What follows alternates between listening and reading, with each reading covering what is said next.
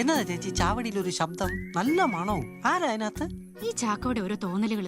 ഇവിടെ നിന്ന് ഇങ്ങനെ മണം പിടിക്കാതെ ചാക്കോ വേഗം കോയമ്പത്തൂര് പോകാൻ നോക്ക്. ഞാൻ പോയി യാത്രയ്ക്കുള്ള പണവും പേപ്പറും ഒക്കെ എടുത്തോണ്ട് വരാം. അപ്പൊ കാറ് കഴുകണ്ടായോ? ഇന്നിപ്പോ കാറ് കഴുകണ്ട. ഒരു ദിവസം കുളിപ്പിച്ചില്ലെന്ന് കരുതി അതിന് ചൊറു പിടിക്കാനൊന്നും പോകുന്നില്ല. ഈ പള്ളിയുടെ ചരിത്രത്തില് നീ ഇന്ന് വരെ കുമ്പസാരിച്ച് കണ്ടിട്ടില്ലല്ലോടാ ജോയി. എന്നിട്ട് ഇപ്പൊ ഇങ്ങനെ കുമ്പസാരിക്കാൻ മാത്രം അത്രയും വലിയ എന്ത് പാപകർമ്മമാണ് നീ പുതിയതായിട്ട് ചെയ്തത്? മുമ്പ് ചെയ്തിട്ടുള്ളതിനേക്കാൾ ചെറിയ ചെറിയ പാപകർമ്മങ്ങൾ ചെയ്തതിന്റെ പേരിലും നമുക്ക് കുമ്പസാരിച്ചുകൂടെ അച്ചോ?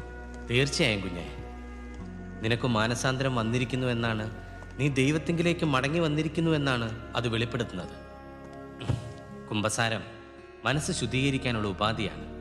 പാപമുക്തിക്ക് ഇതിലും മികച്ചൊരു സിദ്ധൌഷധം വേറെ എന്താണുള്ളത്? അച്ചോ, നമ്മുടെ സണ്ണിയാ. ഓ, ഹലോ, എന്നാണ് സണ്ണി? ഞാൻ ഇവിടെ ഇച്ചിരി കുമ്പസാരിച്ചോണ്ടിരിക്കുക. ഞാനിത് കഴിഞ്ഞ് നിന്നെ അങ്ങോട്ട് വിളിക്കാം. ആ ഇടാ, നീ പറയുന്നത് കേൾക്ക്. ഞാൻ നിന്നെ അങ്ങോട്ട് വിളിക്കാമെന്ന് പറഞ്ഞില്ലയോ? നമ്മുടെ ആനഡി അച്ഛൻ എനിക്ക് വേണ്ടി വെയിറ്റ് ചെയ്യുക കുമ്പസാരം കേൾക്കാൻ. ഞാനിപ്പോൾ തന്നെ അങ്ങോട്ട് വിളിക്കാം. നേരം കളയാതെ കുമ്പസാരിക്കടാവേ, എനിക്ക് വരെ പണിയുള്ളതാ. ആ ശരി ശരി. അച്ചോ, ഞാൻ എൻ്റെ വീട്ടിൽ 2 പേരെ ഒളിപ്പിച്ചിട്ടുണ്ട്. ഞെട്ടണ്ട അച്ചോ, ഇവര് കള്ളന്മാരും കൊലപാതകളൊന്നുമല്ല.